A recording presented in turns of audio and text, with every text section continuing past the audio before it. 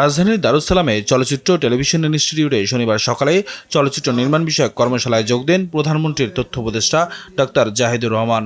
সমাপনী অনুষ্ঠান শেষে সাংবাদিকদের প্রশ্নের জবাবে বাংলাদেশ মিয়ানমার চীন বাণিজ্যিক করিডোরের প্রস্তাবকে ইতিবাচক বলে মন্তব্য করেন তিনি। ডাক্তার জাহিদ বলেন, এই করিডোর বাস্তবায়ন হলে চীন বাংলাদেশের সম্পর্ক আরও গভীর হবে, সড়ক পথে দুই দেশের মধ্যে যোগাযোগ সহজ হবে।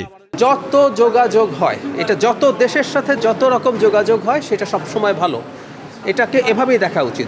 এটা মাত্র প্রাথমিক পর্যায়ে আছে, যদি এই করিডোরটা ফাইনালি হয়, আমরা যদি সড়ক পথে কানেক্টেড হতে পারি, আপনি খেয়াল করবেন ইউরোপ এভাবে কানেক্টেড হয়ে গেছে। তো একইভাবে আমরা যত দিকে যত রকমভাবে আমাদের এই ধরনের কানেক্টেড হওয়ার প্রকল্প কিন্তু আরও নানানভাবে ছিল, আমরা BBIN-এর কথা জানি, ঠিক একইভাবে এটাও যদি হয় এটা নিশ্চয়ই পজিটিভ কিছু হবে। বাংলাদেশে নিযুক্ত ভারতের হাইকমিশনারকে মন্ত্রীপদ মর্যাদা দেয়াকে ইতিবাচক হিসেবে দেখছেন তথ্য উপদেষ্টা। দুই দেশের সম্পর্ক যে উন্নতির দিকে যাচ্ছে এটি তারই বহিঃপ্রকাশ।